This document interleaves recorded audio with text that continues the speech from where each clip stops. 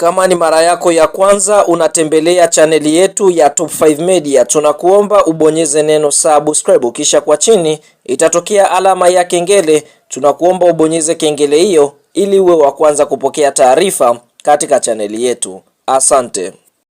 Bwana, mambo ni vipi mwana familia wangu? Ni time nyingine poa, tunakutana hapa kuweza kuhabarishana na kujuzana yale ya kimichezo ambayo yanaendelea pale visiwani Zanzibar kwenye mchezo wa Kariakoo Derby kati ya Yanga Sports Club dhidi ya timu ya Simba Sports Club. Bwana, mambo yapo moto mpaka sasa hivi ninavyozungumza na wewe, tayari huko full house kwenye dimba la New Amani Complex, kiwanja chote kimeweza kutapika mashabiki na vikosi vya timu zote mbili tayari vimekwisha weza kutoka, na mimi nitakuja moja kwa moja kukutajia vikosi kwa upande wa timu zote mbili, kwa kuanza na timu ya Yanga, lakini pia nitakuja kukusogezea kikosi kwa upande wa timu ya wekundu wa Msimbazi Simba, ili naye mwana mchezo wangu uweze kufahamu ni namna gani makocha wa timu zote mbili wameingia kimbinu kupambania alama tatu muhimu kwenye mchezo huu mkubwa wa Kariakoo Derby. Lakini kwa upande wa timu ya Simba, yeye anaweza kusema anaingia kwenye mchezo huu akiwa kama underdog. Mara historia ya michezo ya nyuma, mnyama aliweza kupoteza mara 6 mfululizo mbele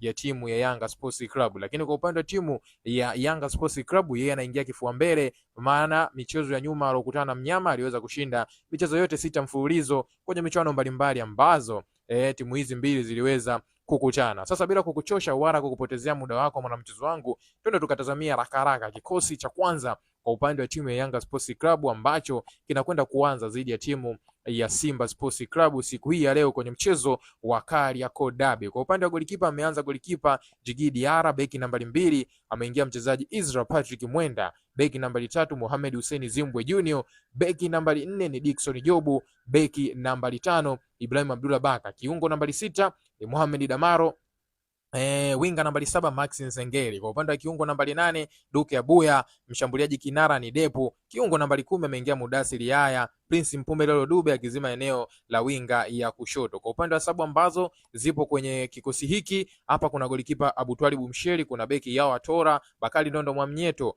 Abubakari Azizi Andabwire, Mwanengo na Abdul Nasri, Shehani Ibrahimu, Alan Okero pamoja na Buba Jamei. Hiko ndio kikosi kwa upande wa timu ya Yanga ambacho kinaingia kwenye kupambania alama tatu dhidi ya watani zao wa jadi Simba Sports Club. Lakini kwa upande wa kikosi cha mnyama ambacho nacho kinaingia kupambania alama tatu kwenye mchezo huu muhimu wa kutoshana nguvu kweli kweli, miamba hawa kutokea pale Kariakoo. Hapa kuna golikipa Jibira Kasari, beki nambari 2 Shomari Kapombe, beki nambari 3 Nixon Kibabage, beki nambari 4 Ismail To, beki nambari 5 Lushan Deruku, kiungo nambari 6 hapa Yusuf Kagoma, winga nambari 7 Libase Gue, kiungo nambari 8 Arasan Tekate, huku mshambuliaji nambari 9 Anisenti Houla, kiungo nambari 10 hapa Kratos Chama, na winga ya kushoto mchezaji nambari 11 ni Inos Roemba. Lakini kwa upande wa sabu ambazo zipo hapa, kuna golikipa Abdi, kuna Duchu, kuna Anthony Mrigo, kuna Nabi Kamara, kuna Vedastus Mwasongi,